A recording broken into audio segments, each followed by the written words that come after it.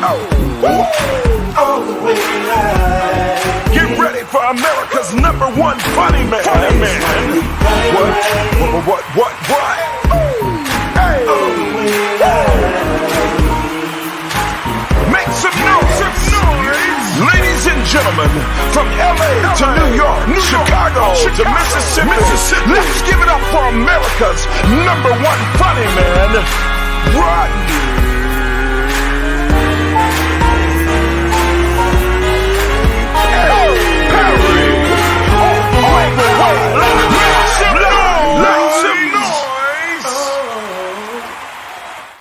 What is up, party people? It's your boy Rodney Perry. You're tuned in to Rodney Perry Live. It is a Monday. Wow.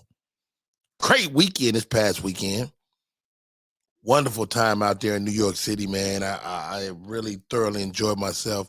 Shouts out to the Straker family that housed me for a few days, man, and put up with my idiosyncrasies, my late night. This is what I found out about New York.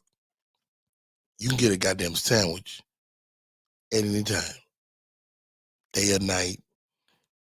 I don't know. My daughter said, Dad, did you go to the bodegas? I said, I don't know what I was at. I know what. Every neighborhood in New York City has a corner store where you can get a fucking fresh ass sandwich. There is no reason for starvation in America. Completely believe that. Granny Wiles is in the building. Amir, A-Rock Sealy in the building. Amir, I was in your neck of the woods, man. New York City, the energy is infectious.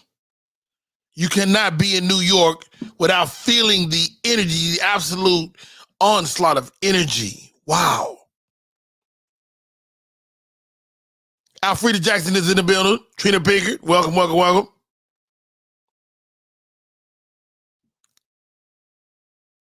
Hey, no worries, Amir. I was just, I was poking around. I wasn't even really, a lot of people didn't even know. And the thing I was at was kind of private, but not really. I don't know. We'll hook up next time for sure. Victor Marshall's in the building from the West Coast already. Good morning, Vic.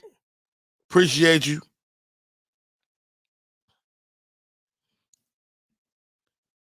I like my regulars. My regulars always showing love. Joining me this morning, I call him Jameek, but he's legendary under two names, which you never see. JP Justice Laughs is in the building. What's up, JP? What's good? Let's get I've been talking. JP Justice Laughs is in the building. What's up, JP? What's good? What's going on with you, fella? I'm hearing you double. Oh, hold on. My bad. Hold on. And you're very low. Hold on. We'll get to all that right now. Can you hear me now? Is that better? Yeah, that is coming in better. You turn me up a little bit. Perfect. Yeah. Derek Russ, D Russ. Let's get the whole. D Russ makes the best bread pudding in America. That's because you ain't taste mine, bro. You make bread pudding? Of course I do. I just made. You know what? I'm not going to deny you because I had the JP Justice Laughs omelet, and I must say it was tantalizing. Spinach and onion omelet. Oh my God! It had some bacon in it too. It was great. Yeah, we had bacon. Yeah. Real bacon, not real. You had like bacon from the depths of the hog. The butcher, when you go to the butcher, when he cut it for you. Right. Very impressive. Amir says, salute to JP. Can you do this though? Can you do this, JP? Can you go putting in 35 flavors? In 35 flavors? I didn't even know they can do that, but show me how you did one flavor. Hey, let me tell you something about JP. He's always deconstructing the meal. Always. Because he's going to go home and try it. I'm going to try it. You show me how to get it always. Then I'll. You know what? Okay, let's go. All right, hold on. All right, JP, I'm going to do some unprecedented comedy this morning, first of all. And we had some great comedy conversations over the weekend. JP took me around the city. You don't go to New York without a great tour guide. Oh. Don't go to New York City just wandering around. Okay? You need somebody that knows. Like, JP's like, Sammy Davis Jr. used to live there. I'm like, what? Now I got that useless information in my head. I love it. Such a great time, man. Let's recap the weekend. First of all, I saw you recapping it yesterday. It was incredible. First of all, your right arm is skinny as hell. Are you losing weight? No, actually, and how'd you know that was my right arm? Yeah, this is my right arm. I know right from left. Yeah, I'm actually working out and walking again and trying to get that back up and going. You know what I'm saying? Let me tell you something. Both of the strikers, because the kids, they're legitimate empty nesters. The kids are gone. Both strikers are getting skinny. What the hell? What are you guys doing over there? Y'all eating healthy? Y'all working out? What y'all doing? It's probably the fact that we're not eating because, that we don't have to make evening meals and stuff like that. We go, I'm not hungry. Let's just have something to drink. Let's have something. Let's just that's probably what you see going on. Dude, y'all probably don't realize it because y'all living in your own skin. But looking at both of y'all, I was like, they over here getting their workout on. Yeah, she is. I could definitely tell you my wife is. She get down. She got the kettle. She got the kettle weight. She bought 3 new outfits. And I was like, where you going with this? She said, where you going with these outfits? You better go ahead and get that turtleneck on in there when you go to the gym. So no, but she's definitely looking great. JP had a chance to witness me arguing with my wife. First off, let me say this. I didn't expect that to talk about that, but I was sitting there like I felt bad because I was going, these guys are great guys. I love these two. And I seen how you handle things, and I was going, wow. And it made me come home and don't get me wrong, let's not put it out there like it was this great big fighting battle. No, it wasn't crazy. It wasn't crazy. It wasn't like that. But I just went home and I was like, I love you. So I love you. I love you. I mean, it's not that I don't love my wife, goodness gracious, JP. No, I know that's what I'm saying. It wasn't a big fight, but I just never seen the chink in the armor. You know what I'm saying? Oh, this is the thing. With 26 years, and one thing I had to tell my wife as I exited the phone call, first of all, how you gonna have me arguing while I'm sitting on the streets, on the stoop in New York City? A brownstone. A brownstone, or a legitimate brownstone. Legitimate old school brownstone. And tell them what happened as we were sitting there. Well, I ain't got to that part yet. I'm saving it. Okay. So my wife called. So this is the thing. And we had this conversation last night, face to face. This is the thing. My wife swears every female in America wants me. First off, let's say this. We're both married men. I'm coming up on 20. You got 26 years. People don't believe, and I get this question all the time. How do you do it? How do you do it? How do you do it? People don't believe that the relationship is going to be like this. The great part of my relationship is that we do come down and we understand a little bit more about each other and then we come back to the top. Right. And completely agree. And that's what I tell people. Don't be afraid. This is the person that you decided to spend your life with. So if you decided to spend your life with, you're not going to always see eye to eye. But the beauty, let me tell you, the beautiful part is when you come back up. Like after you did that little argument for a day or two, a week, or whatever it is you're arguing for, and then as you come back up and you mad, but you're looking at her going, God damn it. How about this? What I'm not about to do is start off with another human being. How about that? That part. Can I drop a ball? I told my wife, I was like, look, we'll deal with whatever we deal with when I get home, but you're not going nowhere. Shut up, lady. I couldn't say that, but I was feeling I that. said it. I'm a thug, JP. Amir says that's an NYC moment. Arguing, come on. Yeah, it was. That's how we get out on the streets of New York. And it was such a beautiful day. It was sunny out. He was sitting on the step. Hey, he started arguing. I had to step back. Hey, Amir, I had to step back and go, let me get this man his space. Let him go ahead and do what he do. He looked so debonair with his little hat and his jacket on. We're not going to go through this right now. This not going to happen. Now I'm sitting there going, okay, let me walk over here. You know what, though, man? We had a great night last night, got home. So I get home, my kids, You know, we're here. You know, you asked about my kids being at the. My kids is my daughter was here from the military. She had popped into town. They want barbecue. I get off the plane, JP. I'm exhausted. Bro, you know, we had very little sleep over the past 3 days. I woke up at some point in the afternoon. I think when you called, I just went to the bathroom, and then I went back to sleep. We're not young no more, especially after that party. Yeah. We're not young. Anyway, the name of the show is Rodney Perry Live. My name is Rodney Perry. Thank you to the great JP Justice for coming in. Okay, I get there Friday afternoon. You got a gig. You go up to the Poconos. How was the Poconos? Oh, let me tell you something. Shout out to everybody at the Poconos. Shout out to my man, Mr. Courtney Reynolds. Listen, Courtney Reynolds, you know I'm always going to big you up. Bro, I love the... Now, that's a promoter? No, he's a comedian. So out there, I call it the old regime. It's that old style of promoting and booking and all that kind of stuff. And they don't have no tolerance for the young comedians, but the clientele is starting to be the young comedians' clientele.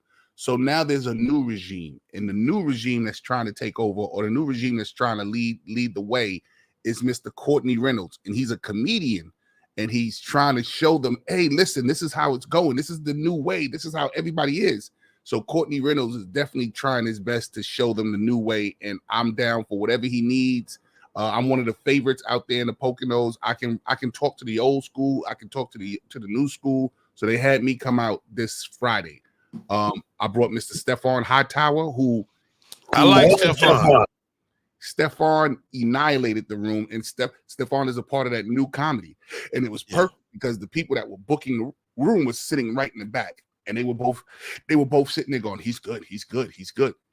So I hope Stefan gets some of that work that's going on out there. I hope Courtney Reynolds gets that contract and be able to bring out y'all new comedians out to the Poconos. It's a wonderful establishment. And shout out to the Poconos is a little hump away from the city. About an hour and a half.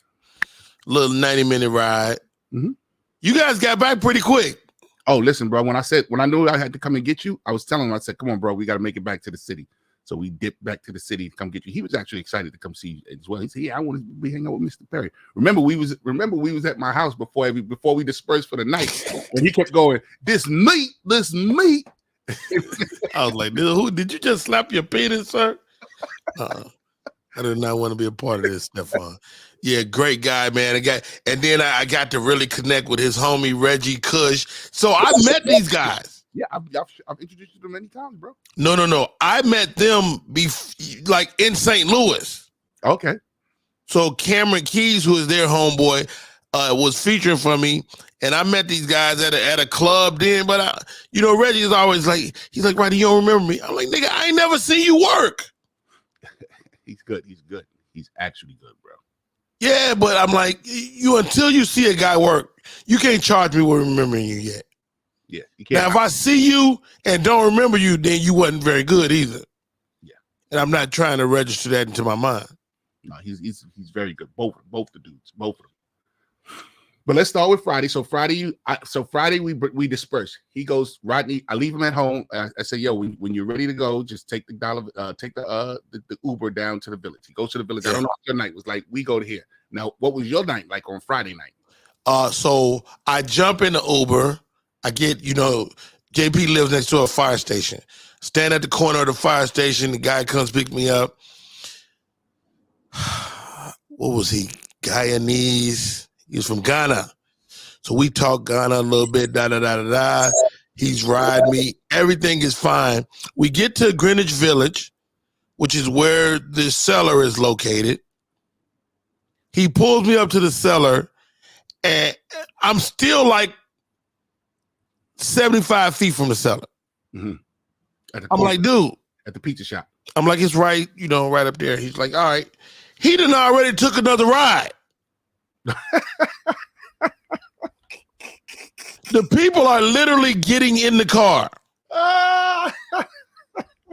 JP, I'm sitting in the car. I'm 100 feet away. And some white people like, yeah, man, it's all right now. I look back at him. He's like, "I'm sorry. Hold on. I still gave him a tip. Hold on. This is post for this sound. Listen to this effect. I thought this was America, people. I thought this was America. Well said. So I get out, and so I'm not at the Cellar. I'm at the Pink Pussycat around the corner. Oh yeah. So now I get. First of all, New Yorkers walk everywhere. How crowded was it from just there to around the corner? Because it was Friday night. It's crowded. It was packed. So I walk around the corner to the Cellar. The Cellar, a historic comedy spot. How about this? And it's something we could talk about as we get into the show. The Cellar is blacker than ever. Yes. Like, the Cellar used to be a handful of black comics, maybe. And those comics, they were just a different group of comics. White black comics. You know, and you know, both JP and I subscribe to the idea of black comedy being a different thing. Yep. But these comics that I saw in there were not only black comics, but they were also serenading the mainstream. Mm-hmm. And I love them for that, bro. Loved them for that. So the back table is where the comics sit and talk and, you know, kick game, you know, whatever. Blah, blah, blah. So I sat back there with the lady that runs the place. Gina. I don't know if it's Gina. Gina is a younger lady. Oh, ST. She was with ST. Yeah. And she was very nice. And they threw me a set in the other room around the corner. So I went in there, and I might even have the picture, photo. You know, they have the 5 screens up there, and at the moment while I was on stage, everybody on the screen is black. You know what I mean? 5 different stages, 5 black comics at the same exact time. Very impressive. Shouts out to the Cellar for the diversity and inclusion. I met the gentleman with the curly hair. Derek Gaines. What's his name? Derek Gaines. No, not that. Not the black guy. The white guy. The Jewish kid that was the dancer. Oh, Rich Honorovich. I can't pronounce So it. guess what, man? I don't know if you heard our conversation. Me and this dude go back 30 years. Oh, he's known you that long? Yes and no. Like when he was first starting, in New Orleans, I was there. This is early 90s. But this goes to my best friend Harry. I'm sorry. Go ahead. This goes to the story I was telling you. Our careers are perpendicular. Like we're parallel like this. You know what I'm saying? Mm-hmm. And then somehow they know of us. Bro, I work both circuits. They know of us. You know what I'm saying? Yeah. But especially if you got a long career, people like, oh, this cat, you know, you might, if you play comedy clubs, the next weekend you're coming, like, you know, you look at the calendar, like I look at the calendar, you know who's out there working. And how about this? I know you probably had this same thing that I have, is that people at the very least know what I've been doing for the past 20 years. Of course. Stop right there, JP. Stop right there. I don't know. How was your Easter? Talking to me? Yes. Bro, Did y'all cook? No, I don't even remember yesterday, man. I think I had a So I was talking to my friend. She hung out with us this weekend as well. I was talking to my friend. She said, I'm cooking tomorrow. My kids and requested me to cook. Well, they requested her to cook. This is what happened. Check this out, guys. I don't know where is she at? Now, this is for all the moms. If you're not a mom, keep on scrolling. My kids called me. They were like, Mom, you going to cook for Easter? You going to cook for Easter? And I was like, So I got up, right? Hanging out all night, doing comedy stuff with comedians. And I got up at midday and I cooked. I made potato salad, candy yam, chicken, all the things. I made all the things. The big one says, oh, I'm in the studio. Oh, you are? And the little one said, I got to go to a vision board. But it up them kids, live your life. You ain't gotta be Big Mama. I bet you I won't cook again. I bet you I won't cook again at request for no damn body.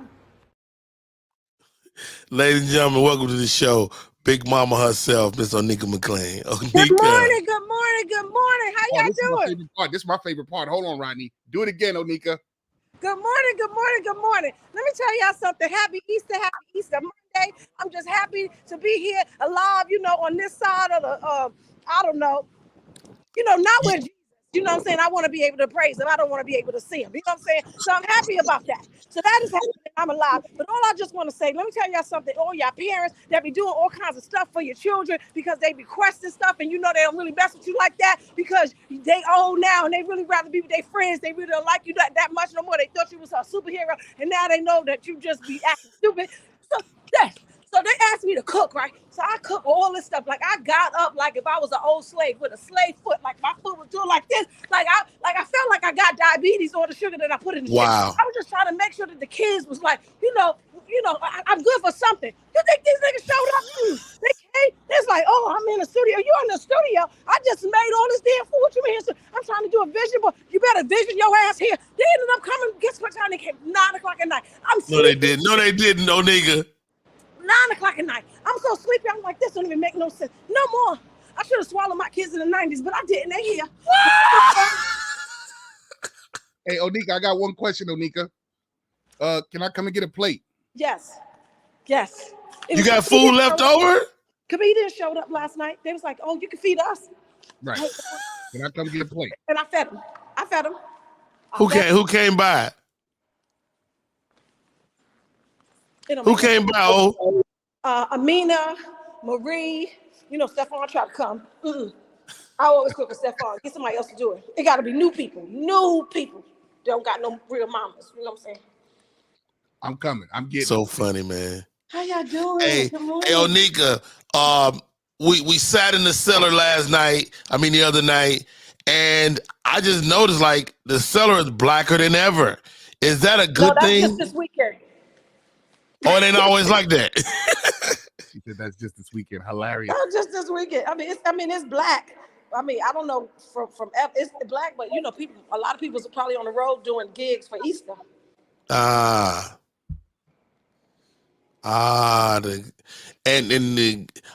good Jews don't celebrate Easter.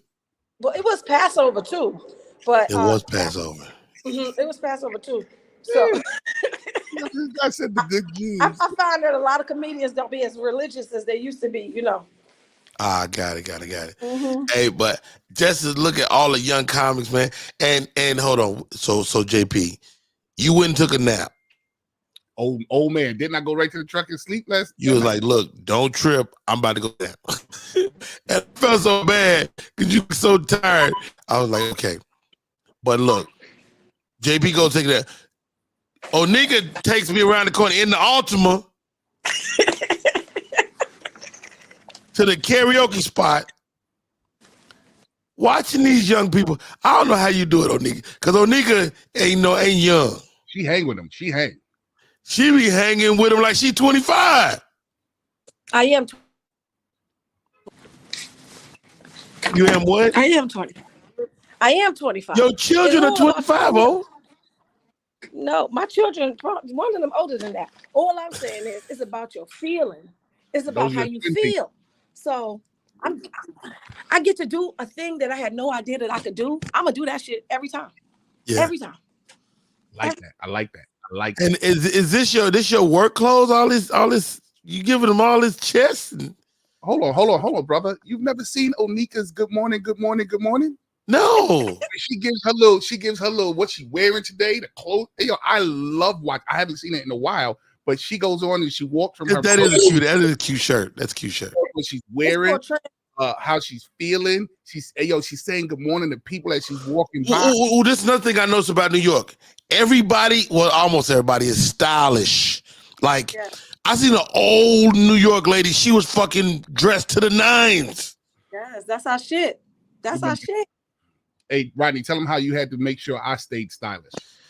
So JP, we getting ready to go out Saturday night. Eric Andre, great party. Mm-hmm. I go to JP. JP, I'm not supervising the man getting dressed, but he come in the room and say, "What you think? What you think?" I was like, "That jacket is fucking cold. I love that jacket, JP." "Oh, I don't know about it, man. I'm a little hot." So JP, nigga be overheating, nigga be sweating. I said, JP, the jacket is fine. It's cool outside. You gonna need that jacket. He goes and find a Bill Cosby sweater. I don't know where he got this Coogee sweater from. I'm mad that Onika backed up and said, So, I was like, just wear the jacket. Trust me. So, first of all, it looked like I'm wrong at first because we go to the party and this party's all young people, and he looked like Suge Knight. JP Just is 6 feet 9 inches tall. He's my bodyguard, for lack of a better word. So we end up doing the party. Eric Andre, real cool, blah, blah. We go back to the cellar. The minute we're at the cellar, dude's like, "Oh shit, JP, that fucking jacket is incredible." They were saying that at Eric Andre's party too. Oh, did they? Oh yeah, all night long. That's why I was sitting there going. Every time somebody said it, I said, "Tell him." Fucking Rodney. Oh, JP, that means you got to be coming through. We from New York. You can't just be like, you can't let them have you down for the count. We go on that stage. You gotta look amazing. What are we talking about? Here's my one thing, and I agree. Trust me, I definitely agree. But here's my one thing about fashion. See, fashion costs a little bit different when you're at my height. Fashion, like you just need statement pieces. That's all you like, can wear. Like I do a lot of black. One, because I'm colorblind. I just found that. He just put that together for me. We was at White Castle. We was at White Castles, right? And they had a mural of the locks, but they had their chains and their strings in like lime green, like your shirt, right? So it was on a black wall, and it was these green lines, and it looked dope. And I said, "Yo, Rodney, it still look dope." Yeah, I said, "Rodney, look at the lines on that." Rodney did this on me. He said, he looked at me, he goes, "I can't see it." I'm colorblind. I say, and at that point I go, "Now you said look at the green lines." I was like, "That's not green to me." Right. He said it's not green to me. I was like this. Oh, so I don't know if he saw it the way I saw it or the way I took it in, pause, but it was it was a great piece, but he just saw it in black and white. That is a fact. Neon green looks like, even the green stoplight, it looks white to me. My shirt is, what color is my shirt? I don't know. It's got all kind of shit on that motherfucker. It's greenish. Green, blue. But it's like got some blue. Look like on the sleeve is like some yellow. Yeah, it's got some other stuff. That's too much for me. I can't take it. It's too much. Anyway, all right, let's do this real quick. Go back to the fashion. Because I know we don't have Onika very long. Go ahead, Onika. Let's go back to the fashion one thing. For me, with the fashion, I feel like when you look good, you feel good, and you perform better. That's always been my thing. I feel like when I don't look my best, I don't feel my best, and it don't flow the same. But I will say this: look good, feel good is relative to a person. Like my buddy, I got a great friend, comedian. He can't go on stage with nothing dressy because he's uncomfortable. Me on the other hand, I wear a suit or whatever. I've had different looks over the years. And what I tell young comics is to have a vibe. Have a vibe. Like if your ass don't have no vibe, you need to shut the fuck up and go sit down somewhere. Well, I heard Frank Sinatra said that just make sure it's new. It's not the same stuff you wear off the street. So whatever it is that you're wearing, it has to be new. It has to be crisp. It has to be clean. It has to be on point. So I watch other comics that don't dress up, and I notice that their clothes are still stylish, but they don't dress up. So you can make it without dressing up, but again, you got to have a vibe, and new definitely is a part of the vibe. All right, Pierre dropped a great comment. Comedian Pierre dropped a great comment on his Facebook page, and I wanted to pose it to you guys. Top 3 female comics in your opinion. Why are we doing this, man? Why not? I don't mind doing it, but you already, my heart is softened because of you. You say whatever you feel. Don't let me. Okay. and because of a single project doesn't diminish the value of that person in comedy. Amen. Right?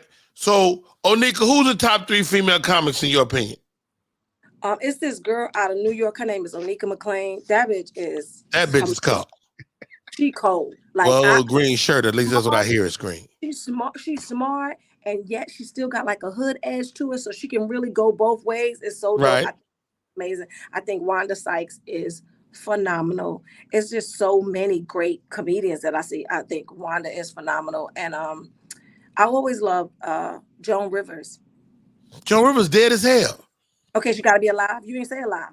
Yeah, top 3, and he put this caveat on it: black. Oh, black. They gotta be black. Okay, let me see. Wanda. Somebody said Yamanika. Shouts out to Yamanika. Somebody said Wanda. Yes. Somebody said Coco Brown. Coco Brown. What's that lady with the D? Her name is Daphne Springs? No, Dominique. Dominique, okay. I'll give you Dominique. Dominique, yeah. I think they dope. All right, JP Justice. Should Amina's fly? Like, it's so many. Like, No. There are tons of fly comedians. There are tons of funny comedians. Mm-hmm. But as far as at the top of the comedy game, oh, I'm bugging. Am I crazy? Lunel. What's wrong with me? Lunel is definitely toward the top of the game. Lunel, I saw Lunel in LA, and I have never seen her in person. Mm-hmm. She is prolific. Like, her shit is. Somebody said Takara is a beast. Mm-hmm. Amir Onika, you didn't say alive. Okay, yeah. You didn't say alive. Onika said you didn't say alive. Hey, what's up? Don't need you. I see you. All right. So all right. Onika has spoken. JP Justice. I'm definitely gonna give it to Lunel. You know what I'm loving about Lunel these days? Lunel is putting on so many hats when it comes to her stand-up. She's, like she said, prolific. She's schooling you. She's giving you game, and she's letting you know everything is good. So I'm definitely putting. When the last time you seen Lunel live? No, live. I haven't seen her in a while. But you know what the hell are you talking about? When I watch her, no, bro. You said the top 3, and I'm telling you. Okay, keep going. Right. I've seen. I'm just saying you haven't seen her live. But I've seen her live enough, as well as what I'm seeing today. Like, I haven't seen her live in about 2 years. Somebody said Kelly Kells, Jess Niche, Ty Davis. Okay. Then I'm gonna go with wait a minute. Why are you asking me when last time I seen her live? Watch this. Hey, Onika, when last time you saw Wanda Smith live? I mean Wanda Sykes. I've never seen her live. Wait, there you go. That's beside the point. All right. Somebody said Thea Vidal. Go ahead, JP. You got 2 more picks. Coco Brown. I like Coco Brown. Coco Brown is a good pick. And then last, I don't like to give the young comics a sharking their way up. So right now it's like a battle. Sharking? What the? In other words, that's a New York Wall Street thing when you sharking. They're all coming up right here. So you see them all battling coming up. So I can't really, when the smoke settles, I can go, oh, this one and this one, because to me they're all gunning right now. They're all gunning. But none of the young people are at the top of the game.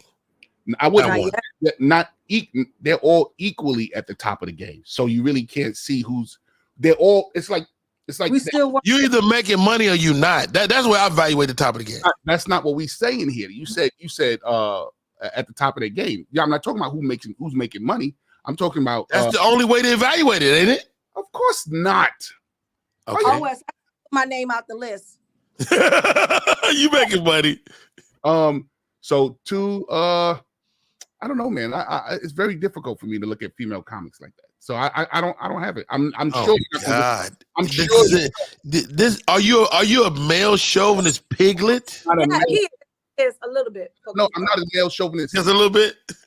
Not a pig, but for me, this is my problem sometimes when it comes to female comics. They say we want to go as hard as a guy, and then they forget their feminine. I got to give it to some more. Then they turn off their feminine. About to say nobody said more. Right, and they turn off their feminines, and that's the part that's missing in the comedy. You know, if you do it like a guy, then you're just like a guy. I want to see you keep your feminine coy about yourself and still kill it. You know what I'm saying? What about Hey, have you seen her stand I don't know up? if that's fair. I don't know if that's fair, JP. But go ahead, Onika. What about who? I think a lot of them keep their femininity. A Zaynab, me, like a lot of them keep their I like femininity. Zaynab Johnson. Zaynab is a part of the sharking crew coming up. Like I said, don't get me wrong. When the smoke settles and I see when I say sharking, it's like everybody's on the way up. So how can I say this person? Because all right, everybody stay right here. Rodney Perry is gonna speak. I'm gonna take a break. When I come back, I'm gonna give you the people that I believe are at the top of the game. Okay. I don't think they've been said yet. No disrespect to Onika's people or JP Justice's people, but please know this. Ooh, we about to fight. Hey y'all, my name is Rodney Perry. You're doing the Rodney Perry Live. We'll be right back. I'm an actor in an ad that was given 12 seconds to remind you that if you're high, just don't drive. Because if you feel different, you drive different. It's illegal to drive high everywhere anyway. What up, y'all? It's Michael Sean, and I know you want to be a podcaster. You want a successful podcast. You want to give your views and opinions, but you just don't know how to do it correctly. That's why you got to hit up ShawneeScott.com. You want to be on radio, and you want to know how to build your radio career. ShawneeScott.com. She's done all of this. I've worked alongside her for years, and I will tell you the information that she can give you is on a value level that I can't even put a price on it. All you have to do is go to ShawneeScott.com. Your future, right now. That's it. Michael Sean. Yeah.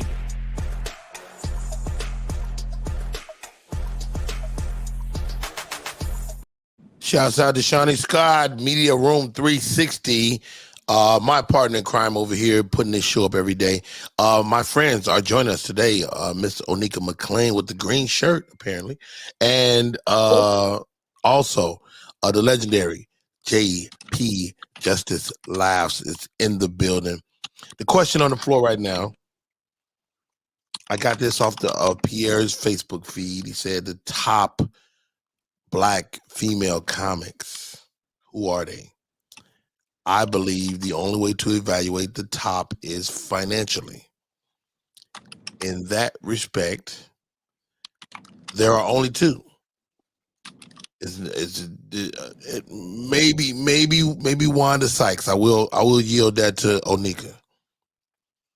But the other two are Samora and Monique. Period.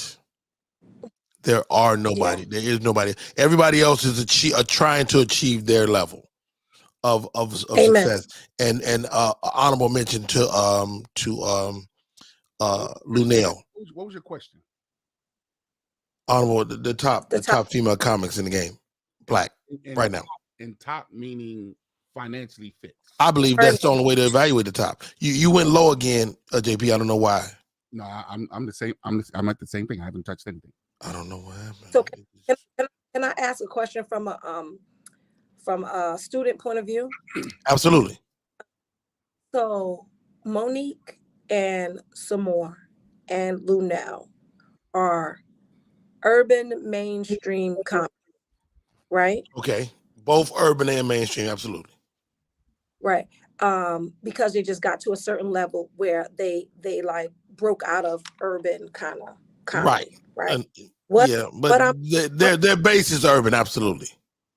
Right. But what I'm seeing now as it relates to Black women that are really getting real access, like the Nicole Byers and, that kind of, access, I feel like it's so far removed from urban comedy, even with Black women now, like the people that's getting shot. But I don't dispute that. I think that's a fact. And what I've had to kind of rethink is there was a point in comedy history where you had to be well-versed in entertaining Black folks. And I think that's still true. But you cannot ignore the mainstream. You cannot. And you could when I was coming up. You could totally ignore the mainstream and make a great living as an urban comedian. But the reality is, and JP, you tell me if you agree, now you have to kind of serenade both worlds. And what happens ultimately, if you begin in mainstream, you eventually have to entertain blacks. You got to go. You're either going to go one way over the street or the other way. So you either start urban and work your way toward mainstream, or you start mainstream and work your way toward urban. But the reality is, as you get the world, it forces you to entertain everybody. And, you know, watching the audiences in New York City this weekend, you know, 80, 90% white, young white Americans. And I'm like, yo. But that's because you were in the whole time. Say again? You were in mainstream rooms the whole weekend. Absolutely. Absolutely. But let's call a spade a spade. They're white rooms. Mm-hmm. They're white rooms. I mean, a handful of blacks in the crowd, but like, you know, what I noticed, you know, again, I'm a fly on the wall this weekend, so I'm just watching, and I'm like, okay, you know, blacks freely using the word nigga, whether it's white or black, freely using the word nigga, which, you know, I always kind of, if I'm in a room that's not all black, I don't use the word nigga. That's just me. But as you navigate, you're like, yo, you know, you have to. I was so happy to see the young comedians not falling into the traps of the urban world, but I do caution them, because if you cannot make real black folks laugh, they gonna come and show up eventually. So most of those comedians, those young ones that you've seen, came up in the urban.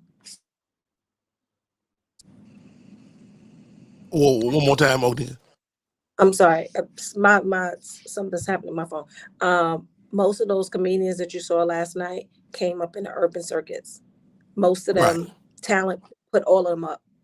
Talent, Mike Troy, JP, most of them. Right. So they do have, but they didn't totally mature in urban, or did they? Am I tripping? No, because I feel like New York and JP, like, you know, I've been doing this for 8 years, so correct me if I'm wrong, but I feel like in New York comedy, because that's where my experience is, there's a point in comedy where you got to start trying to, like, they kind of force you to choose. That makes sense? Ooh, is that true, JP? I'm listening. She made some great points earlier. I don't believe does the game force you to choose urban or mainstream? I don't agree with this one, but I agree with some other things that she said. But no, I don't think it forces you to choose. I think that at a certain point, they want what they have, because the acceleration rate of success is greater on the mainstream circuit than it is in ours. So it's not that they are forced to choose. Oh, let me jump in there, JP. Let me jump in there, because you bring up another thing into my head. Because as I was watching it all, so I'm just the idea of being in New York City, black, urban, mainstream, white. It's the best incubator of comedy in the world, because y'all got access to so many sets. So whether you're urban or mainstream, it seems like the incubator of New York still creates great comedy. Yeah, we playing basketball with boots on. We are, no matter where you are, because you got, it's like a gladiator thing. But for me, I feel like where I want my career to go, and that's on television, the more rooms that I do that are outside the clubs, the less likelihood of that happens, because people have to see me. Well, they still not going to salsa or comedy in Harlem. Well, comedy in Harlem, Jamie and them do get some industry there. So he's thinking that same way, which is so dope. But for the most part, it's like, if you want to look, you got to be in the comedy clubs. If you want to look to be on television, I will say this. Representation. And Onika's, you know, I don't know if she recognizes this, but they do a lot of what they call alt rooms. You can't factor out the alt rooms here in New York City. The alt rooms would be the middle point of urban and mainstream. In other words, all typically to me is comedy that's not necessarily funny. No. What? No. So let me explain it to you. So a lot of industry and a lot of the white people aren't coming to the urban rooms, but they like the je ne sais quoi and the flair that urban comics have. A lot of the urban comics can't make it into these mainstream rooms. So somewhere in the middle, in a barometer, somewhere in the middle is where they both can meet. Now, these alt rooms will not be the mainstream rooms, but they'll be in a part of in the neighborhoods that white people feel comfortable going. So they'll get to see black comics and they'll get to see white comics blended. And then that's where you see the art blend. Like that's where you'll see a wild, crazy ass black dude learn how to do structure like in a mainstream room. And you'll see these structured white people loosen up and say some of the craziest shit as if they were in black rooms. So I give the alt rooms a great deal of respect because it's like the blend of both. And when I hear alt comedy, I think Janine Garofalo. That doesn't fit into what you're saying. Exactly. I work with Janine a lot. Yeah, Janine Garofalo is perfect. You can say that because Janine Garofalo in the mainstream room would be like, but she says some of the wildest, craziest shit that we would love in our rooms. Bill Burr, a lot of these guys, they say some of the craziest shit that won't be accepted in the mainstream room. And even Bill Burr started out with us. So they come to like a middle. Bill Burr definitely, well, not a black comic, but definitely an urban comic for a while, for quite some time. Yeah, in the beginning, bro, he used to tell bro, he was in the trenches with us. Yeah. Wow, Ms. Mia said, nobody said Leslie Jones, who is a super beast, in my opinion. What about the black SNL cast members from New Orleans? She seemingly came out of nowhere. She played Angel Reese on the show this past weekend. What about that young lady, man? Did she come out of nowhere? Did y'all see her coming up? No. I don't even know who she is. But that the same thing happened with Marcella Fernandez. Like they just kind of like came through young guns and just kind of like hit the Main Street Club running, and it just kind of like. Are they stand up? Do you see them working now? Yeah, well, I see Marcella works a lot. Marcella works at the Cellar a lot. Now, nigga, you passed at the stand. You soon to be passed at the Cellar. Like, what is that? Do they come to you to give you a certificate or a plaque or some shit? Like what how does it work? Well, the stand, somebody I guess recommended me or whatever, and they reached out to me and asked. You don't know who it was, or you just not shutting them out? No, they just said Patrick from the stand was like, I've been hearing a lot of good things about you. So I said I should take a look at you. Can you come in so that I can watch you work? And so that's what happened. And so I've been there. And then once I was at the stand, then other clubs saw me there, because other managers visit other clubs to see who was doing what. And then I've gotten into other clubs that same way. This is what I know. There's always a gatekeeper. There's always somebody between you and the stage. And you're going to have to serenade that person at some point. She said, they say Spunky Robinson is her name. Andromeda is in the middle. This is Andromeda under the Gumbo podcast too. So shouts out to Andromeda, and the lady on Saturday Night Live is Spunky Robinson. But again, like you say, who the fuck? It's not just Spunky. It's another lady, another black girl on SNL. But just got it. All right, and let's not lose sight of the fact that one thing that Onika did was to wear the bonnet on the video. Let's have another look at this video. Now, this is for all the moms. If you're not a mom, keep on scrolling. My kids call me. They were like, Mom. He said, if you're not a mom, beat it. Because sometimes mothers get it. Only mothers get this abusive relationship that you end up with your kids. You left a no good ass father alone, and then the kids try to do the same thing. You want to ask me to cook and then not come home? That's what you're gonna do? Is that what you're gonna do? I like this version of you, Onika. You know what you used to do, and you haven't done it one time this morning.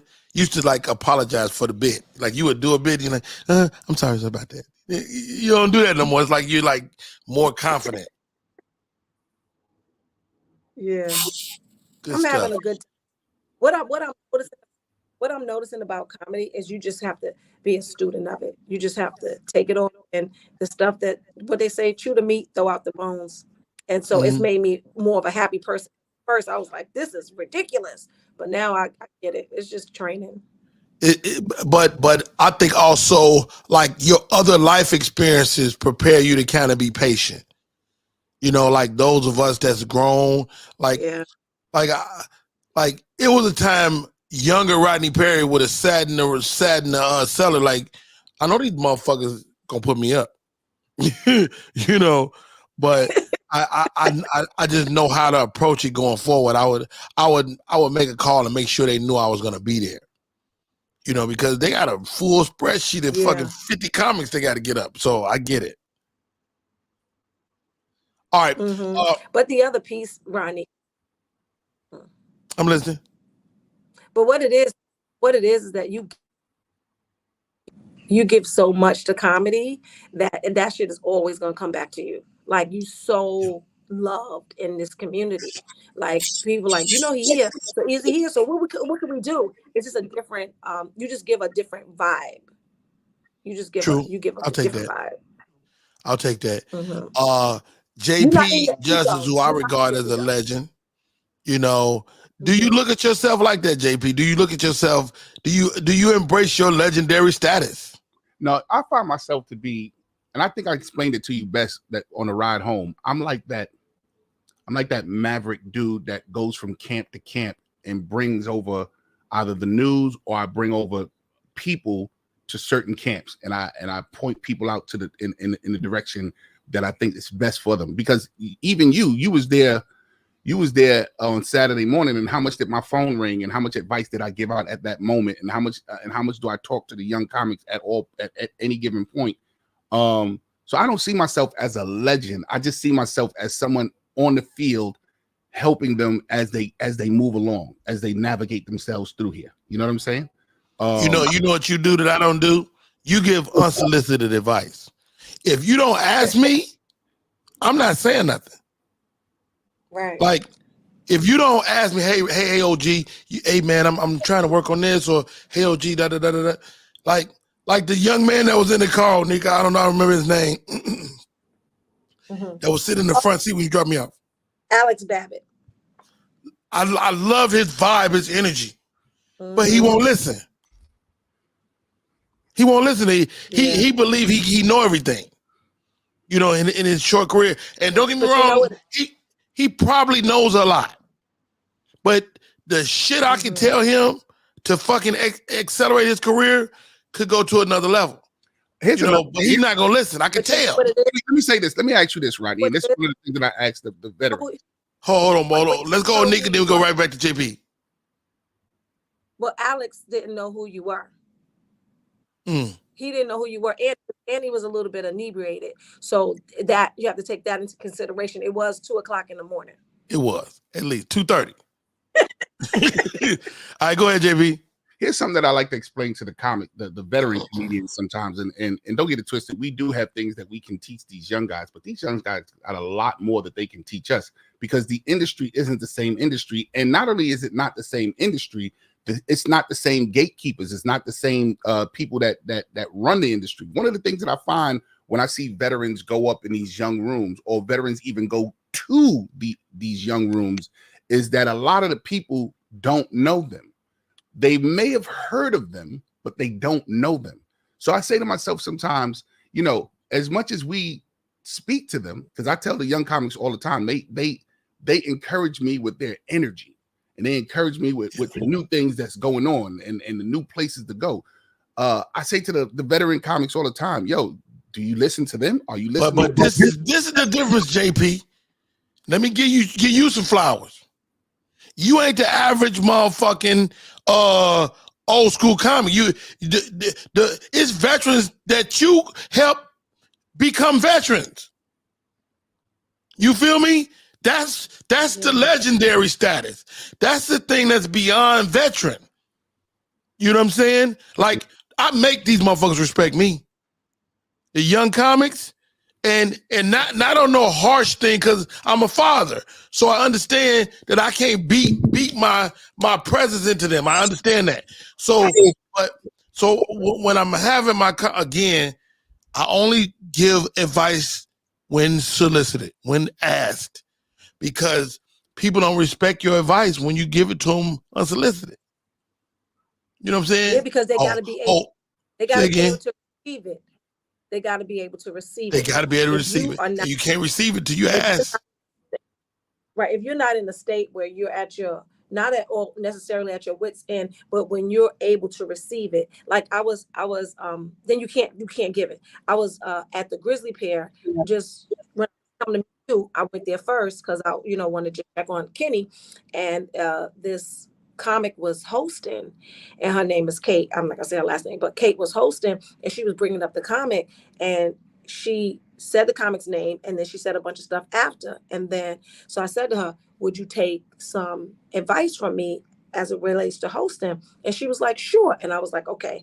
When I first started hosting, this woman said to me, great energy, but the last thing you say before you leave that microphone is that comic's name. Yeah, you don't open with their name. This next comic, Rodney Perry, he's gonna be so funny. You like, nigga. Right. You don't do that. So the last thing you say is the comic's name. And when you say here's the next comedian, don't say our first comedian, because that negates you from being a comedian, right? So Agreed. I take that. Those are the two gems that I got, and I gave them to her, and she was like, I appreciate it. But I used to, as a mom, give people advice, as an older person, give people advice. And first of all, I really can't give that much advice in this business because I don't know this business. I'm a little kid in this business as well. So I'm asking for guidance and stuff like that. But what I realized is that as an older person, the kids don't want to hear it unless they ask for it. Period. Don't tell them, because they don't necessarily want your career. And then secondly, the game has changed so much. What you tell them may not be accurate for where they going. I mean, I think what JP is saying is correct. I think what you're saying, everything is right, but relatively speaking, it's just different from comic to comic. Excuse me. See some great comments and thing. Trina Pinker says, all right, millennial Gen Zs, they're different. They are different. They're just different. They're different.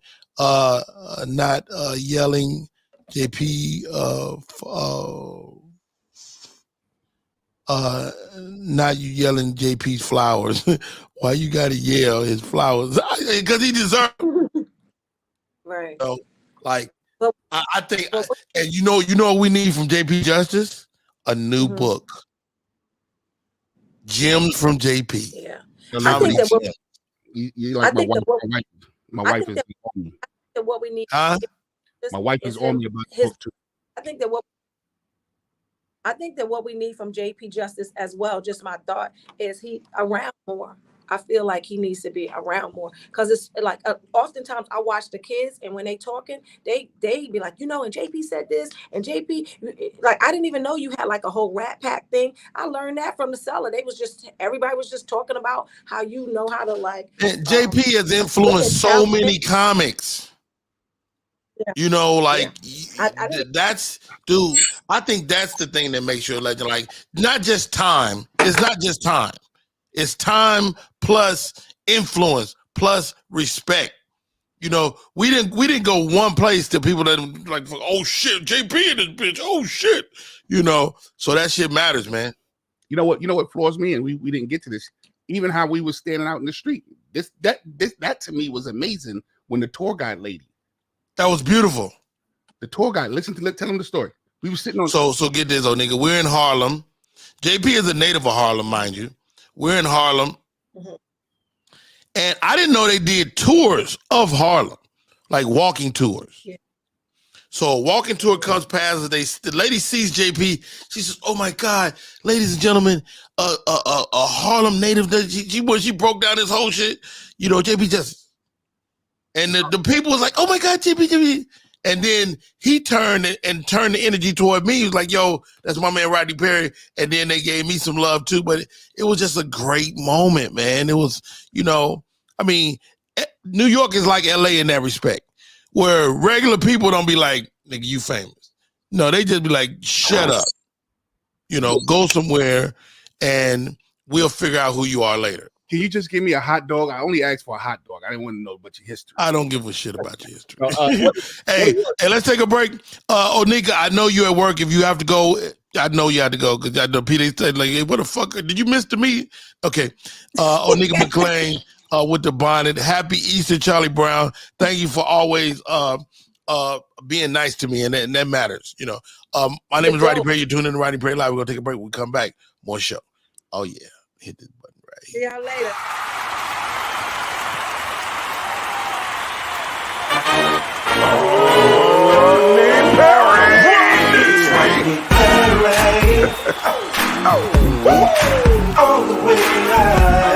Get ready for America's #1 funny man. What? Hey. Make some noise. Ladies and gentlemen, from LA to New York, Chicago to Mississippi, let's give it up for America's #1 funny man, Rodney.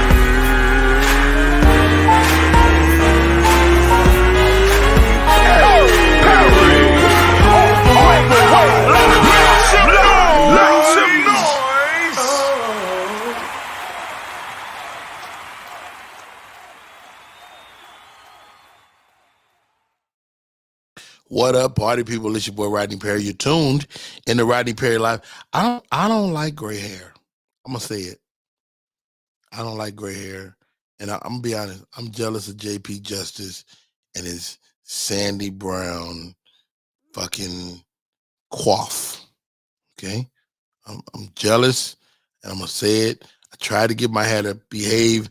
Come to find out, I got a little yarmulke in the top of my head that I don't want to talk about. Welcome back to the show, comedian, legend, JP Justice. What's up, bro? Yo, first off, it was crazy. I don't know what's happening, JP, but you sound fucking like you're a million miles away. I don't know what what was hilarious to me is when I picked you up, and the first thing you said to me, you looked and said, "How long you gonna let your hair grow?" I said, "What are you talking about?" He said, "I've never seen your hair this. I always seen you with a low haircut. I usually keep it. It's sandy brown and all that shit makes you look younger.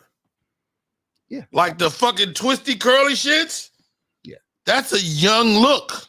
Well, thank you, brother. Thank you. And you motherfucking shit. That motherfucking shit. Look, I'm fucking Uncle Ben. Yeah, you look like an abolitionist. I always say that. I am an abolitionist. To abolish slavery today. Oh, I told this lady I was gonna call her.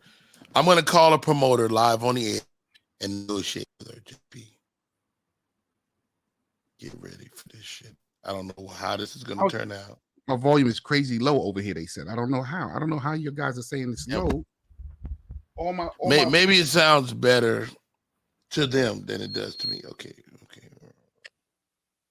The roadcaster's connected. Test 1 2 1 2. Called me this morning. I said I'm gonna call you back on the air. I don't know her. Check it out. This is what hey, listen. DJ Swift, you may need to come over here and help me line up this audio wires and stuff because your sound technician. These young kids don't listen in life, so they definitely Hey. JP look like the manager after Big Red in the 5B. Your call has been forwarded to an automated voice messaging She system. must can't talk. I was gonna call her on there. 2. What do we have to do but you? All right, guys. Let's tune in to Rodney Perry Live. That was gonna be a cool bit, but the lady didn't pick up. We gotta hurry and get to this recap, man, because I'm really excited to talk about this recap. Oh, let's go. The we ended off at Friday. Saturday we go to Saturday. We go to Solo. We go to Solo's crib. You bought the 4K camera. I almost bought it. Mm-hmm. No, I almost bought it. Put it back. You almost bought it. Then I said, "Fuck that." I said, "I'm leaving out of here with something." You said like the Denzel. I'm from around the way. I'm leaving with something. So wait. So Solo has all his equipment. First of all, JP is Inspector Gadget.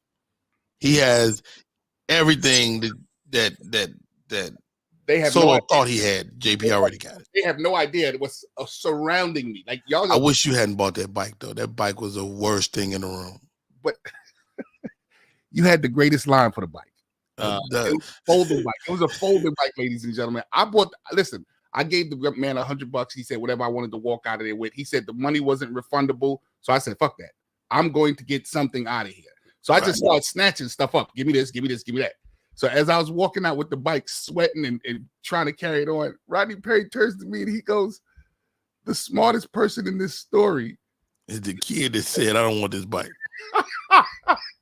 So Solo has an extra bike in his house. They gave it to the boy. The boy said, I don't want no fucking bike. He's a genius.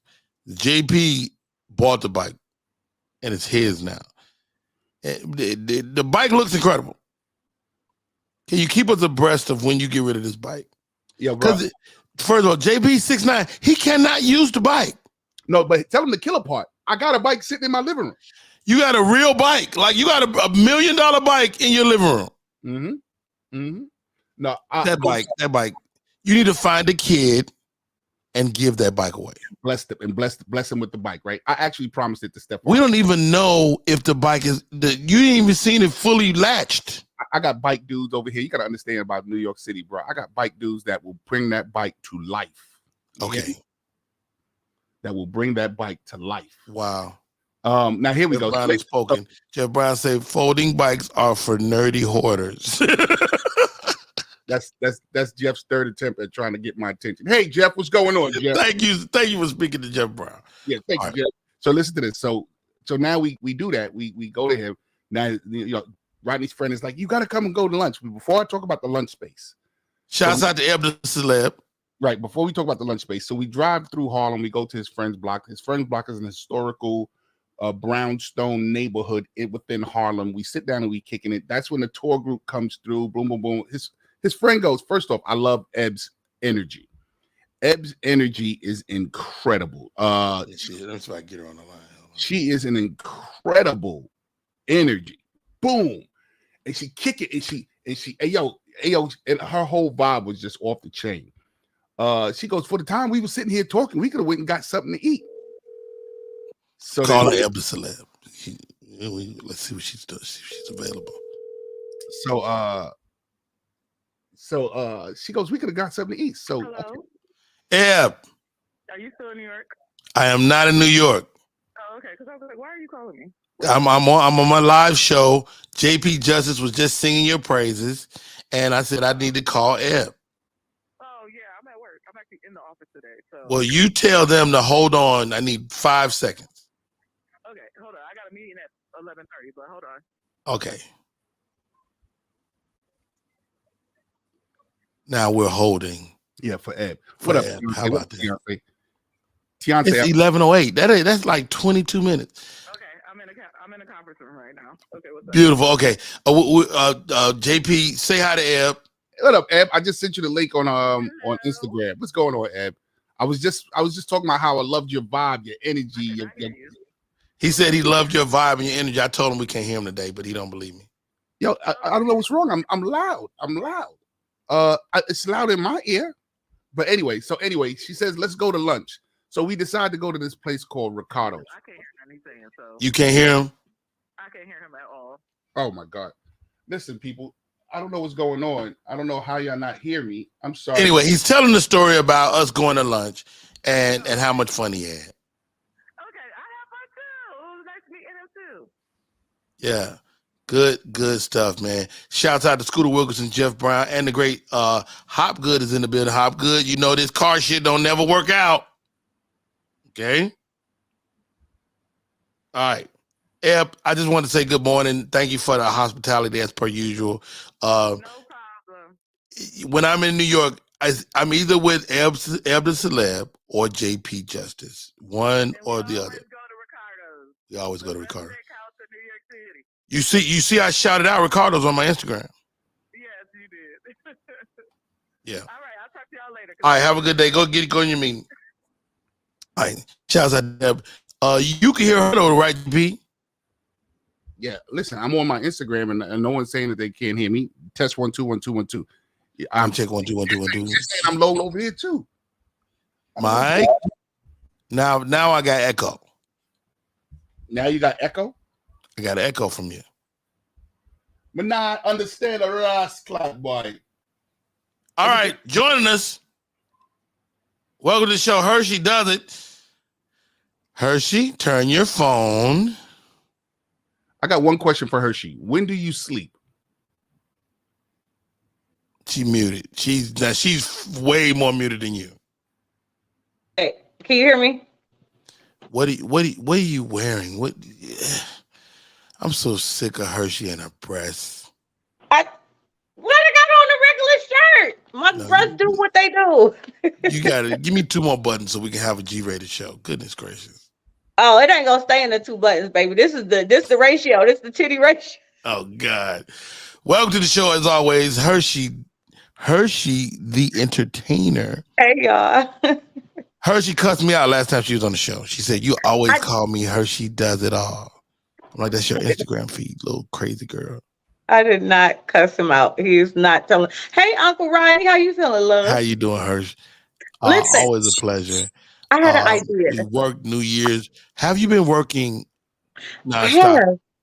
Well, not nonstop, but I have I took a quick intermission because I was doing AT&T. I had a new position. But I go back on the road.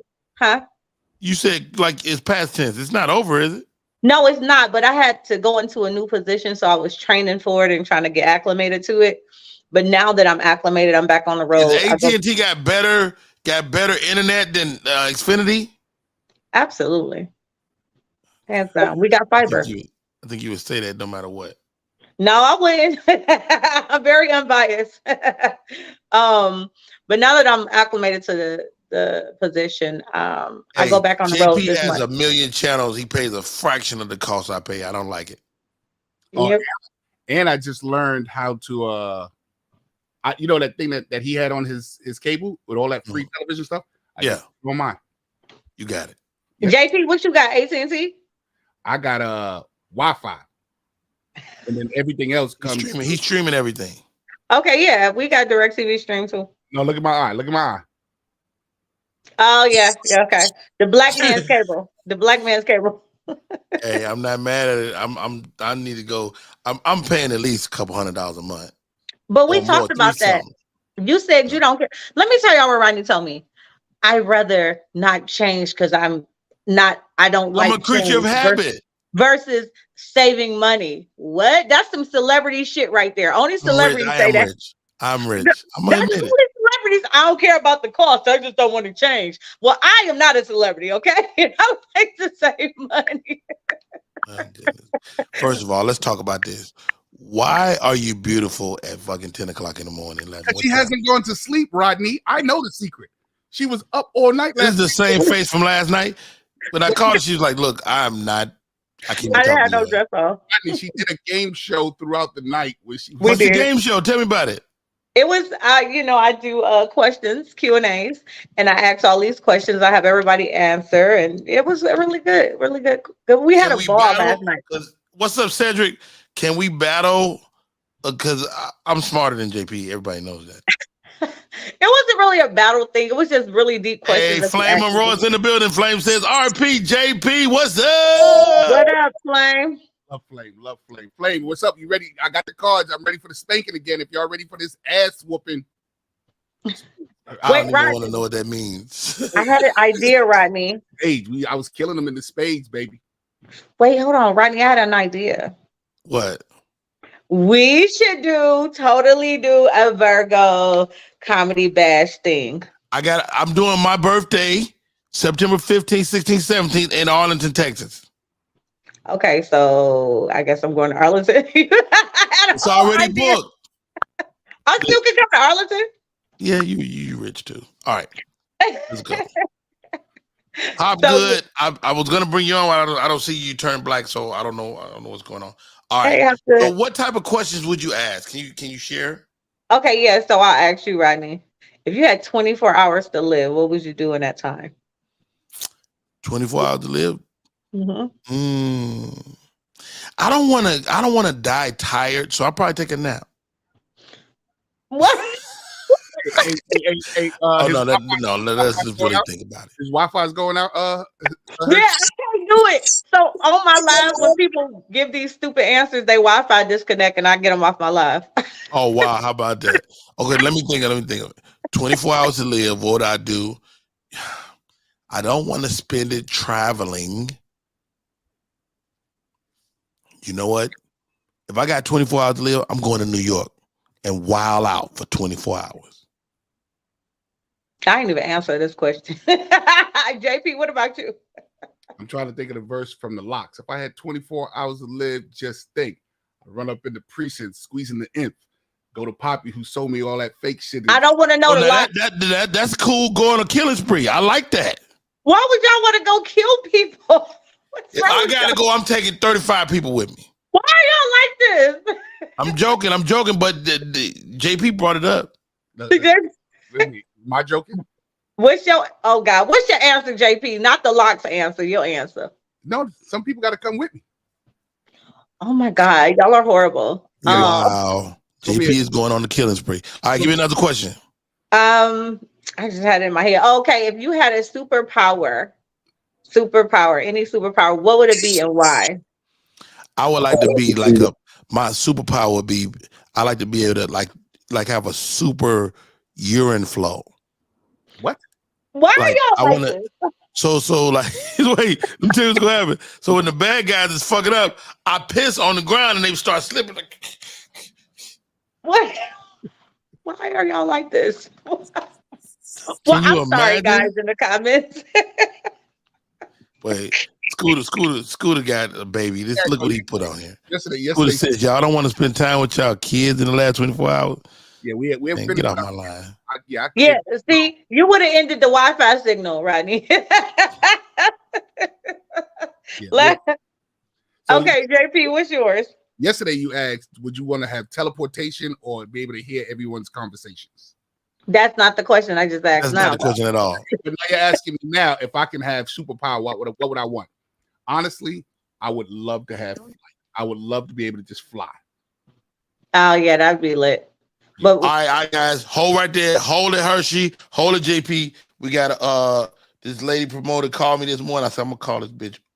This lady, excuse me, on the air. And see what she's talking about. Hold on. Rodney. Hey, hello. Hey. How are you? I'm doing wonderful. How you doing? I'm great. So you're calling from Chattanooga, Tennessee? I am. I do a podcast every day. You are on the podcast right now. We're going to negotiate live on the air and see what you're talking about. Well, thank you first. All right. What's your name? My name is Tiffany. I'm here straight out of Chattanooga, Tennessee. Now, you have a room, or you talking about a theater? Like, what we talking about? Yeah, we're looking at, we have a popular venue here in our downtown area, the Chattanooga Convention and Trade Center. Beautiful place. It has a ballroom. Wonderful, wonderful place. So, how many seats? It can see anywhere from 200 to 1,200. Oh, shit. Okay. Yeah. How many you trying to see with Paw Paw? Well, I mean, it just depends on booking information. So I'm sure that we both can make it work. So we just need some booking information, look at some dates that you will have available. And we you don't have a date in mind? Or you just kind of getting some fillers? Yeah, we're looking at any Friday or any Saturday in the month of June. So it's based really on your availability. My June is open right now, especially the second half of June, the later part of June. All right. Well, I'll give you a call back later on and we'll figure it out. Sounds good to me. Are you putting anything else on the show? Yes, we are. And then once you call me back and we kind of go over some of those details, I'll let you know specifically who we have. I think you're going to enjoy it. It's going to be a nice You need to tell me that shit right now. Who is that? I can't tell you that over this live podcast without locking it in. Oh, who you do? Who? Y'all always try to do junkie business. Actually, you're gonna be the headliner. Or you open? That ain't no janky business. I just want to know who else you put on the show. Am I headlining? You are. Yeah, I want to know who else on the show. Hershey. We have a local one of our locals who mentioned that you've done some mentoring for her. Which I love her. Yes, so you know who I'm speaking of. Mm-hmm. So we're looking to have her either as an opening act or a host. I just need to confirm that with her before we just put her name out there. Exactly. And there's another comedian that we're looking to bring in out of Atlanta. So who out of Atlanta? Oh, okay. Male or female? Who is in Atlanta? Male. My boy with the deep voice. You know what? You're not that good, Rodney. Just pull that out of me like that. You're not that slick. Rodney, messy. I like the way you did that, though. But okay, tell me this: where do you want to be ballpark for your budget? Ooh, you know, stop playing. Let me let my brother take care of that area. Put bro. You didn't even never talk to me. Put bro on the phone. Hold on just a second. I'm gonna put bro on the phone. I need to talk to bro. Rodney messy. Good. I always like to talk to anybody that's tuning in. I always like to talk to the person that pulled the strings on the money. Like, I don't like comedians that call me with, speaking on behalf of a promoter, because I got a relationship with you that I don't have with the promoter, and that affects my ability to earn my money. Right. Facts. What you doing, JP? What is that I'm seeing? I want to see if I can use this picture on my new what's the name? Great, edit this picture up right now. Let me see what it looks like. Oh God. We go, Rodney. What are you doing, Justice? That's the government. I'm gonna edit it to my three to a 3/4. I ain't gonna add the whole thing. I have a problem with smiling. That's too dark. The picture's too dark. I'm gonna edit all that out. I'm just gonna cut me out. But you can't make it brighter. Yes, I can. Bro, look. Do it right now. Let me see what you're talking about. This guy, why is this guy testing my skills? I want to see it. Guy's testing my skills here. Come on, man. Did we lose him? Bro is taking a dump. He's taking a dump? He's taking a dump. He was like, sis, give me a minute. She got coming up on him. All right. We gotta play consequences. Okay, you got one more question. Give me another question. No, we gotta play consequences. So the consequence is you get one wish, but we gotta give you a effed up consequence. And you have to decide if you still want to keep the wish. Okay, my wish. So, what will be my wish? I wish that I had a private jet that I could take. I could fly anywhere, anytime, at my whim. Okay, you can have a private jet and you can fly whenever you want to. But that comes with a wheelchair. You can't walk no more. I'll do without the private jet. No thanks. Oh, yo. You can fly. That is horrible. Why would you do that? That's how the game go. That's how the game go. Okay, JP, what's your wish? I like this. We're gonna call this Game Night with Hershey, and we're gonna bring you on and we do this crazy. I do consequences on my that and 3 wishes. Both of those are really popular games I created. Oh yeah, JP, we're gonna play them. We're gonna play them on here, and we're gonna shout out your show. Be careful, Rodney. These really get you. You know what, Granny Wild? See, I know now. they know. They play these games with me. JP, what's your wish? All right. I wish to be successful in the ventures that I already have. I don't want to tell you what they have, but the ventures that I already have. So the things that I have, I want to be successful in. Rodney, you gotta give a consequence because I can't do it twice. Why not? Because it's all how the game go. It's on you. Okay. Hey, you're gonna be successful beyond your wildest dreams, but gotta get fucked in the ass. That's a good one. That's a good one, Rodney. Only one time though. Only one time. Only one time. I'm struggling. And the dude is not willing down. I'm struggling. Rodney, I love it. I'm a struggle. I'm a struggle and keep pushing it. You'll keep struggling. I'm gonna keep struggling. Hey, especially if you gonna be successful anyway. Right. I'm going. Yeah. I'll take the local bus. I'm good. He gonna take the long road. So we. Hey, I'll take the stairs. Somebody told me the other day. He said, "I'll take the stairs." Sometimes your route is longer, and you got to be willing to take the stairs. Facts. Okay, so we normally play this with 4 people because then I got to give a wish and another person got to give me consequence. But I'm gonna give y'all my wish. I'll give you a consequence. Say your wish. I got something for your ass. All right. I wish. I'm nervous fucking with Rodney. I wish that I get to open up with Kevin Hart on his national tour and get paid really well. What's really well? More than I'm being paid. Hello. So 5,000 a night be really well? Yeah, that's good. I'll take it. All right. I'm not greedy. So you're gonna open up for Kevin Hart national tour.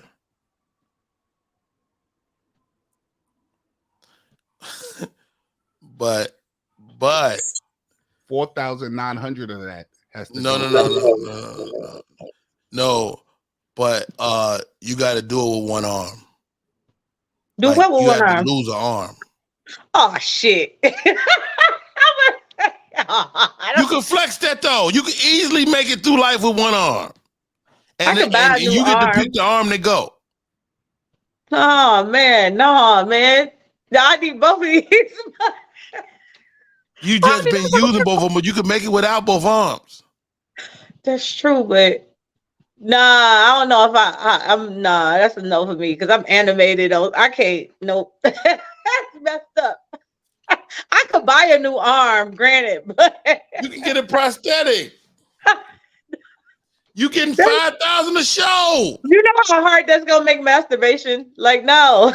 No, you wouldn't do. Are you righty or lefty? Righty. I'm ambidextrous sometimes. You first of all, you're not gonna be ambidextrous no more. So I know. you're gonna lose that left arm, right? You can still do almost everything. Look at me. You can still do certain dances. No, I'm gonna do my hair, Rodney. I'm gonna do my makeup. You got 5,000 a day. You go motherfucking somebody gonna do it for you. That ain't enough to lose my arm, Rodney. So that brings another question. Why you couldn't say I had to have sex? How much do you need to lose that arm? He missed that. Why you just couldn't let me have sex with the crew? That was easy. You might do that. I know you. You might be like, all right, this is my day off for being a lesbian. You all can have something. Gay break. Okay. So wait. So 10,000 a show? Is that worth the arm? Nah, it's not. That was another 20,000 a show. Hold on, JP. I'm negotiating. He walking me down. 20,000 a show. How many shows is it? 100.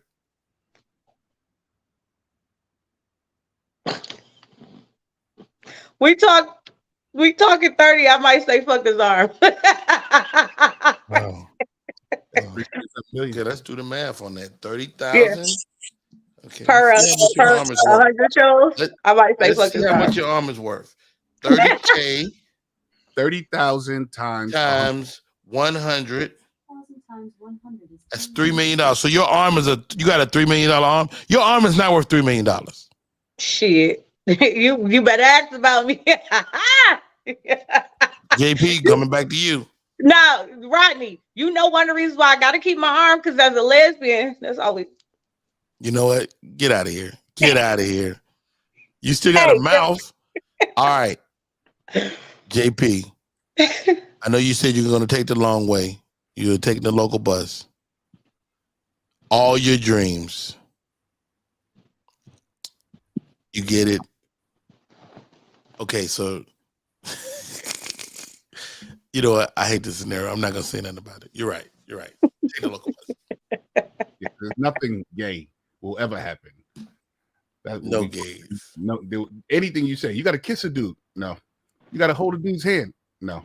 You got to hold. No, we're not doing that. And I had to say, inbox. what is gay? Anything that causes you to have a erection is gay. So listen, gay dude in my inbox on Instagram. For months, he's been saying, "Hey, how are you and how's your day?" I thought nothing of it. I'm just going, "I'm great. How about your day?" You know, I'm thinking nothing of it. Then one day, something said, "Go look through this dude's profile picture." Gay as hell.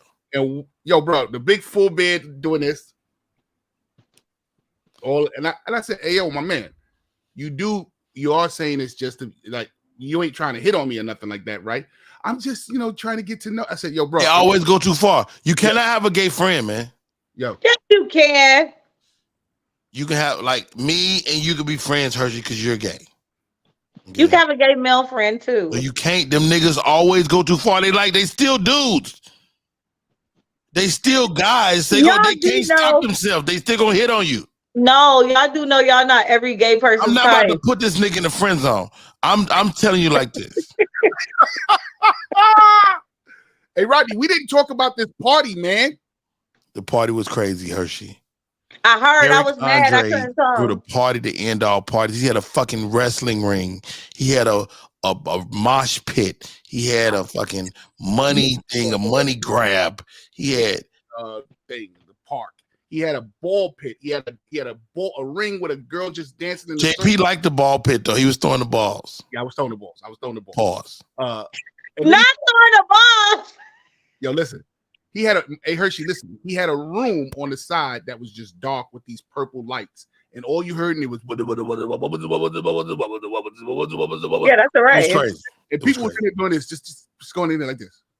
But and can I he just was say, such a nice guy, such a sweetheart. but can I say, JP, you can't say shit like I would love throwing the balls on a live and then say I don't want to be with no gay guy. Like you can't. Not. Pause. It does sound flagrant. It's giving contradictory. Get it? Oh, God. But it was these little plastic balls. It was like a whole pit, and people just jumping in the pit, and they was throwing the balls.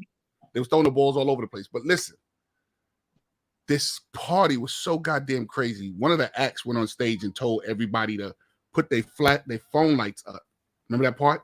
He said, "Put your phone lights up." So everybody put their phone lights up, and when you looked that way, it was just a sea of fucking lights. It was incredible, yo. This joint was incredible. Santa Claus. I wish I was there. This Santa Claus was fighting this lady with her titties out covered, her little boobs covered, but they was fighting on stage. Her boobs wasn't little. Yeah. It was incredible. Incredible goddamn party. People were cosplayed all over the place. I wish I was there. That sounds lit. It was super lit. No. Rodney, if your house was on fire, Rodney, what would be the first thing you would rush to go get? Well, after this, the fuck out. You know, after this weekend, I know he not rushing in there to get after this weekend. Who? No, I'm bullshit. I'm talking about the argument. I was like this. I told you, goddamn it. No, I would get my wife. Absolutely, I would get my wife. What about you, JP? The first thing I'm gonna rush to get my cat. I don't want to have to take care of her burns on her face and shit. Yo, that's it, right? Cat. I'm coming here to get. You going to get the cat? No, I'm coming in to get my computer and my skates. Fuck the kid. No, you're not. That's not true. You gonna get Mrs. Straker, babe. Get up. You throw over your shoulder and drop her, and then pick her up again. It's gonna be great. Hey, thank you to Hershey for coming in, giving us a little taste of game night, man. I love it. I love the questions. I love the questions. You know what? Hershey is my favorite lesbian. I didn't introduce you as a lesbian, though. I feel bad. I feel great about that. I'm proud of you. I feel great about that. But you're absolute gorgeous, and you have a different look every time. And I don't know who does your makeup. I do my makeup in my own hair. It looks fucking incredible. So you need your left arm. Huh? You need your left arm. That's why I said who's gonna do my hair and makeup. All right, real quick. Hershey, how do we stay in touch? You guys can follow me every platform at Hers Does It All. Also, make sure you follow me at Hers Does It All on Cash App. Okay, that's very important. Is that right? Follow you? Follow me on Cash App. Oh God, such a maniac. Ladies and gentlemen, he doesn't use Cash App. Welcome to the show, the legendary JP Justice. How do we stay in touch, bro? Any social media platform you can go to, just JP Justice Labs. Make sure you follow me and follow me on Zelle. Fuck it. Right. I don't want the charges.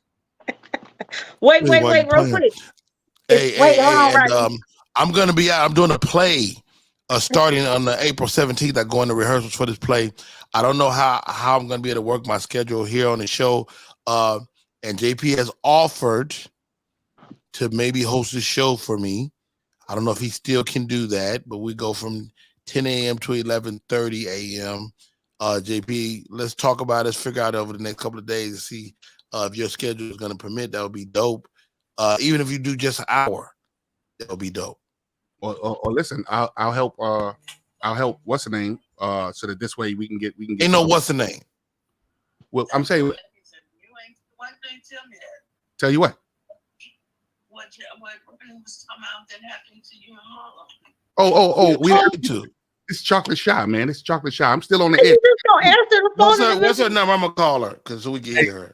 What up, Shy? Hold on, Rodney Perry's gonna give you a call. I'm gonna send you his number. Rodney, and right? This is the one you want to host your show. He got ADD. You taking phone calls? No, I thought that because I took the call. What the hell? Okay, real quick. If y'all are in the Connecticut area, April 29th, I'll be out there performing comedy as well as singing. Also, I am in Chicago, June 25th, Detroit in July, and Atlanta in July, and Atlanta 2 shows in May. We're gonna be but you're here in Atlanta. We're gonna be at in Connecticut. I'll come through. I gotta get the flyer. But I got booked for we'll both. bring you back on this week and we'll post the flyer. Okay, here goes the Chocolate Shy. That's my girl. You can send her the link. She'll come on. He about to end it. I want to see her. Don't do her like that. It's always production when girls getting ready. They got to, it's the whole thing. Don't do her like that. She already ready. My sister already ready. Shy. How are you? You are live on Rodney Perry Live right now. JP said, send her the link. I'm like, she might not be ready to be seen, but she'll pick up the phone. Yeah, because I ain't put my wig on and my eyelashes. Half on. Like I had an exciting night and I was just by myself, It's okay. How are you, sis?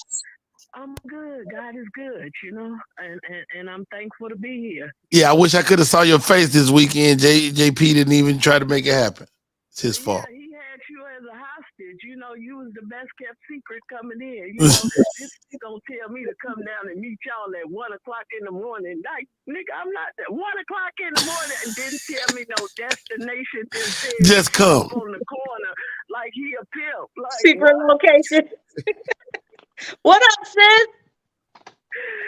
I can't barely hear you. Who that? That's her. She does it. Oh, hey, sis, what's good? Yeah, did you know Hershey was a lesbian? Yes, I do know. I ain't got no problem. She can't eat this kitty cat, but I already know. I love my sister. Oh my God. We had put a group together years ago. We were high heartbeats, and shit didn't go right. So she had a good history. I love that. Now, Chocolate Shy, you're from Chicago, am I right? Born and raised from 75th and Jeffrey, Southside. 70. Oh, you're a Southside girl. My grandmother lived on 77th and Bishop, right there off 79th. And I went to high school. I went to Carver High School on the far south side. I grew up on 126th and State. But can y'all get a sandwich at any point at night? Them come from? They from over there on 111 and Racine. Yeah. Oh yeah, we probably get to talk. We probably know a lot of the same people. A whole lot, because my father owned a big roofing company in Chicago, J&J Roofing Company. Oh, y'all rich. We wasn't poor, and my mom was a hustler, so I got a different story. I didn't come up eating survival foods. You know, my Right. life was a little bit different. You know. I love it. I love it. Well, thank you for popping on. I'm gonna reach out to you, Shy, and bring you on as a co-host one morning. Yes, I would love that, my brother. Yes, and I love how you give JP his flowers because he really don't, see himself in that light. Tell this motherfucker, man. I told him. I said, dude, you a fucking legend, man. Man, listen, let me tell you something. I have so much honor and respect for JP. He has helped my career. I don't. And I like to give comics they just do because tomorrow ain't promised to none of us. That man walked me in the rooms and that I wouldn't have had the opportunity to walk in. He has told me the truth on where I need to tighten my act up. So to me, that's a blessing. It's valuable to have anybody who stops and give you any information that makes you better. And I thank you, my brother. I love you till I leave here and beyond. And I appreciate you. You about to make us all cry. Let me ask you this, chocolate shot. Last thing, JP Justice has a very strong hairline. Can we comment on how Fly's hair looks right now?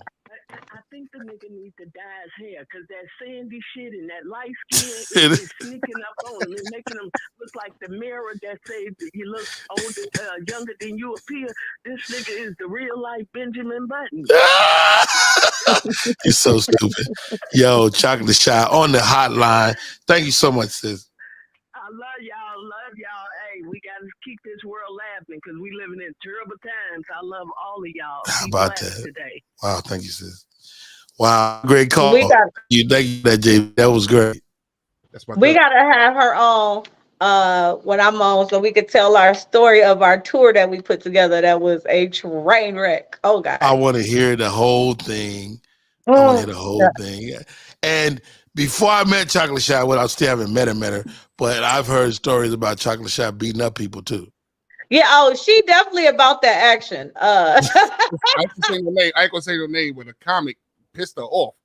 And she called me up one morning. She said, "Oh, this motherfucker got me twisted out this motherfucker. You don't know who the fuck." I said, "Whoa, what happened? What happened? This motherfucker think I'm a gangster. I'm gonna tell you that shit now." She is. That's how she moved, and it was weird because it was 3 black girls from the Midwest and 1 white girl from a totally different area. They didn't know shit. So I'm from Detroit, Chicago, and Ohio. And we always turn up, and the white girl was just like, "Hey, can we hug it out?" No. Hey, y'all. The name of the show is Rodney Perry Live. We do this every day. You never know what's going to happen. We got the phone lines open the whole 9. Appreciate y'all. JP, thank you. Hershey does it all. Thank you. Thank you to Nika McClain for coming through and without a bonnet on. How about that?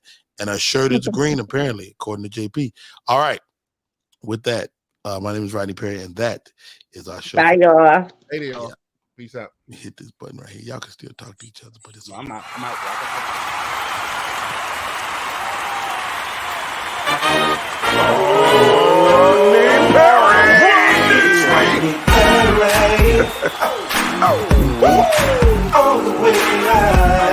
Get ready for America's #1 funny man.